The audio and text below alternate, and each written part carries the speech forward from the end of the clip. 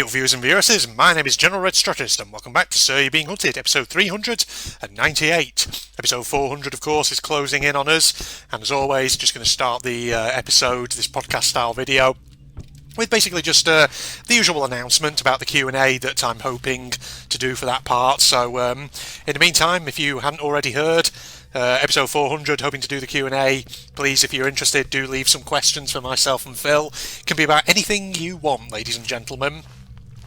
No real restrictions. Obviously, if there is anything that we're not comfortable with answering, we'll always just sort of skip over it. But we don't like to explicitly preclude anything in our calls for questions. So we're going to do that. Apologies as well if my voice sounds like it's going out a little bit. It's just that I've been doing a lot of talking today, and not just in this evening. Not just this evening, where I've been basically doing a bit of recording for Death Stranding and stuff like that. I'm also, my voice is also giving out a bit because it's been a busy work day as well, doing a lot of talking as part of my job and whatever else have you. But like I say, this is another podcast style episode, so even more talking then, essentially, to make my throat progressively and slowly but gradually give out. So, last episode I was actually talking about Beyond Good and Evil, the franchise.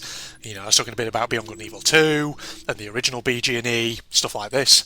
I'm actually going to continue that conversation just for a little bit. So I'm recording this episode a couple of days after I recorded episode 397, BG&E Ramblings. And since then I actually came across a video on YouTube by Outside Extra, or Outside Xbox, or whatever their channel's called.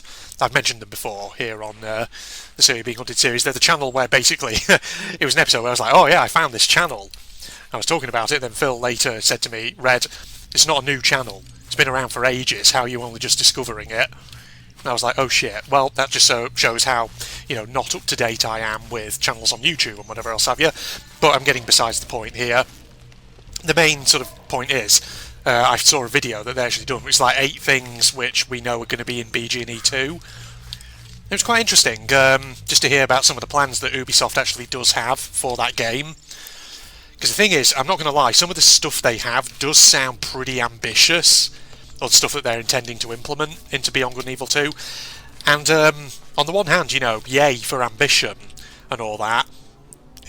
We don't want to kind of discourage game devs from trying big things, but at the same time, there is a part of me, because the thing is, it's been so long since the original BG&E came out that, we've been dying for a sequel for all these years, but now we've got to the point where, because it's been so long, there are plenty of us out there who are worried that, they'll kind of mess it up, or that, things will go wrong, or whatever. And of course, looking at some of the ambitions in that Outside Extra video, oh god, I just moved my camera by accident, where am I going? This way. Yeah, but looking at some of the stuff that Ubisoft intends to actually put in BG&E 2, it looks ambitious, and, kudos to them if they can pull it off. But of course, that means also, the more ambitious you are, the harder you'll fall if you get it wrong. But to just give an idea of some of the stuff that was mentioned in that video that I watched. So, for example, thing is, like, the original Beyond Good and Evil was set on one planet, Hillis, and, there was a mission where you go into space, but that was the last mission of the game, and the only other place in space you can go to was the moon of Hillis, Selene, or whatever it was called, or Selene, however you pronounce it, and that was it, really, for space travel. But I believe that, obviously, for BG&E 2, they're going to try and up that. So they're going to have, main worlds that you go to, but other planets as well. Just like I think they're going to have a whole solar system, System 3. Incidentally, fun fact, in the original Beyond Good and Evil, Hillis, I think, was in System 4. That was the solar system it was supposed to be in. So yeah, apparently this one is System 3, so different solar system. But one of the main settings that shows up a lot in the trailers for Beyond Good and Evil 2 is this very big sort of futuristic Hindu-looking city. I think it's called like Ganesha City, and its main feature is basically this giant-ass statue of Ganesh, the Hindu god with the elephant head. And it looks, really pretty and all that. But apparently one of the big intentions for Beyond Good and Evil 2 is that the devs will implement a system whereby if big things happen in the settings, it can actually have an effect, a physical impact on the location where it happens. So, like in one of the trailers, for example, it shows the monkey space pirate character and his companion. I think the monkey is actually called Nox. I think that's his name, at least from the trailers and whatever else have you. But in the trailers it shows the two of them on their hoverbike causing like this giant ass kind of police airship thing to go down in smoke. And I think from the video I watched from Outside Extra, there was like interview footage with Michel Ancel, and I think what he was saying was that things like that can basically have an impact on the city. So for example, if the ship like crashes into the ground and causes huge destruction. So the idea being that that really has an impact then, perhaps on how the world shapes around you, and presumably how characters therefore might interact with you and how the story might play out, possibly. Which, if I've understood that correctly, you know, that's an ambitious undertaking. And the thing is, the original Beyond Good and Evil had, you know, it did have that thing of things in the world changing as the storyline progressed and you advanced through the missions, but usually those changes were only cosmetic. So, for example, as you would expose the Alpha Section's crimes in the first game, you'd find more and more people taking up placards and protesting the Alpha Sections in the city, with little dialogue that you can engage in with them, but there wouldn't be any kind of change on the storyline or on the gameplay or anything like that. But, you know, like I say, Beyond Good and Evil 2, it looks like they're going for more than that. They're going for something that actually affects the gameplay and possibly the story, which will be good if they can pull it off. Don't get me wrong. But of course, it's ambitious, so hopefully, like I say, they can pull it off and they don't end up crashing and burning.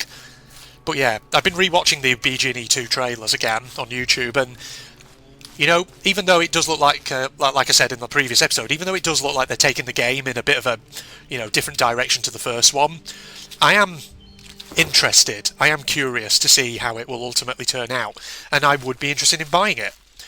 And I think the idea is that you're going to be able to sort of like set up your own space pirate crew, things like this, and I think So previously in last episode I mentioned how it's looking like you'll need a internet connection constantly in order to play it, even if it's just you playing it.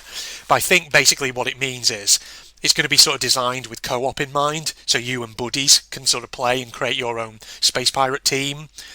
And possibly what you might be able to do is encounter other people's space pirate crews in your game, potentially. So I'm guessing that's where the kind of internet connection comes into it. But still, what I'm hoping is that there will be an option for those who want to play offline, or to maybe like turn off the more multiplayer options in that regard if they don't want them. Because I think, you know, they might as well put those options in. Otherwise it feels like they'll just end up pissing off a whole section of the potential market of gamers, right?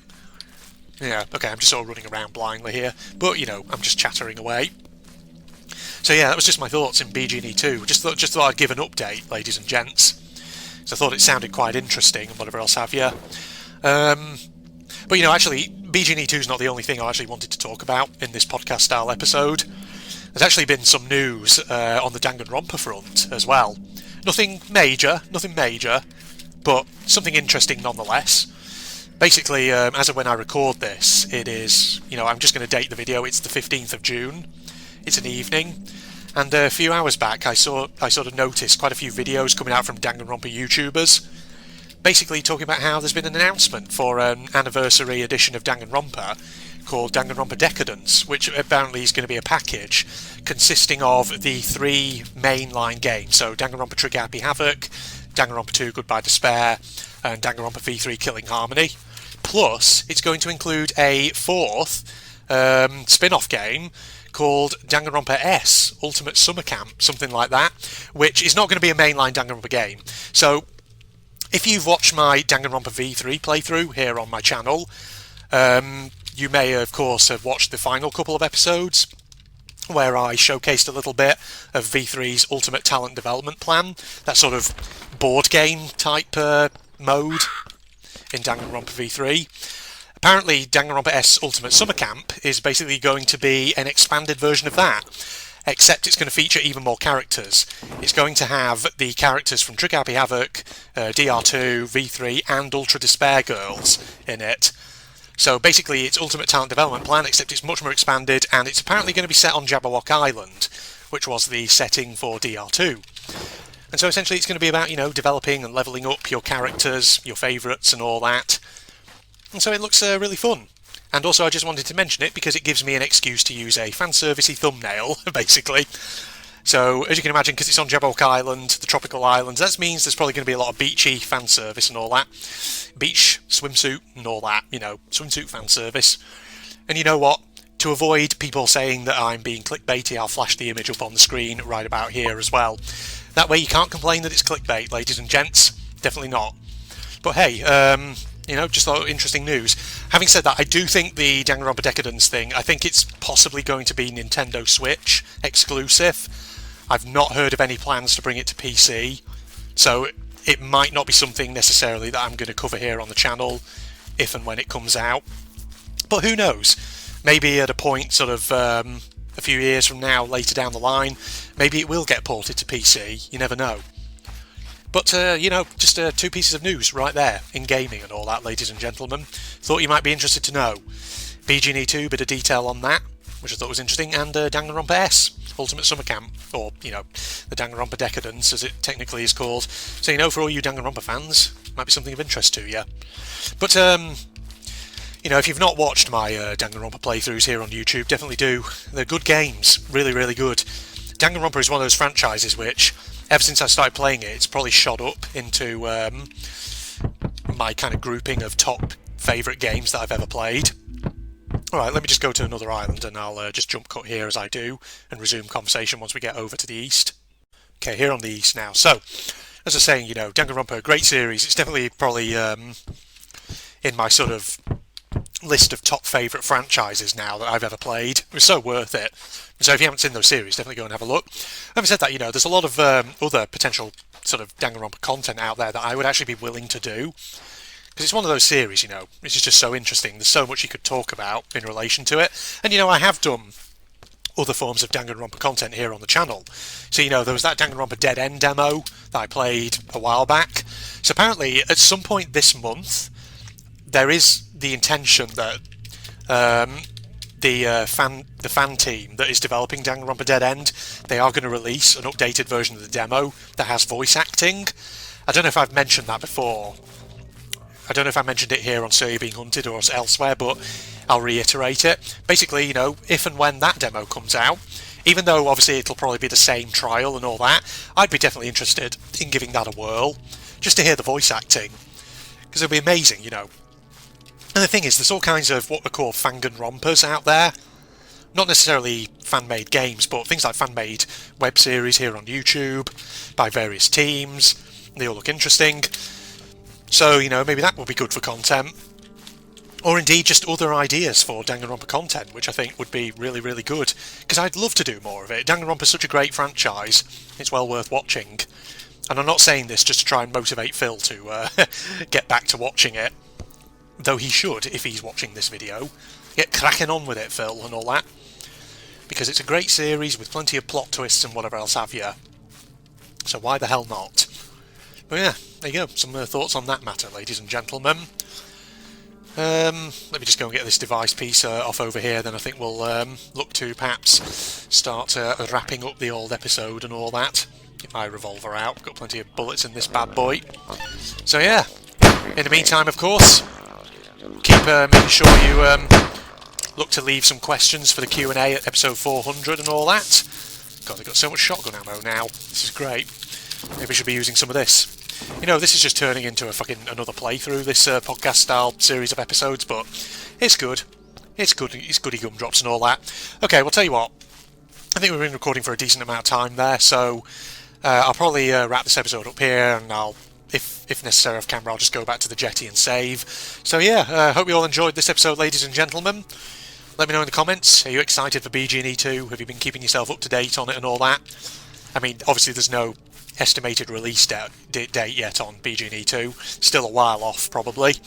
But what about Danganronpa Decadence, ladies and gents? Any Danganronpa fans out there who might be interested in that? I'm sure there's plenty of people who are, ladies and gents. So if you have a Nintendo Switch, that might be something of interest to you. In that case, let's wrap up here. So Facebook and Twitter links down below, along with the link to my propagandist channel for anyone interested. And if you enjoyed, don't forget to leave a like, comment, subscribe, and all that jazz. Leave any questions you want to leave for the Q&A and all that. But in the meantime, this is John Red signing off and saying I'll see you next time, ladies and gents, for episode 399. Goodbye, everybody. What's the plan? Ooh, get to the lifeboats at the rear. Oh shit! Right, we have to avoid the attack again, don't we? Oh god, he's there. Okay. Just wait for him. Razors. Remember, hold down E to use health packs. Shit, how do I get down? Ooh, don't you dare. Shit. Where do I get down? How do I get down? Shit. No doors opening. Oh, there. Fuck. Let me in. How's my health? Oh, not too bad, actually. Let me just recharge a little bit. Whoa. Okay, it can blast you through the door. That's not good. Actually, it didn't do too much damage there, did it? Guys, people, where are you? Where's the dude who was up here before?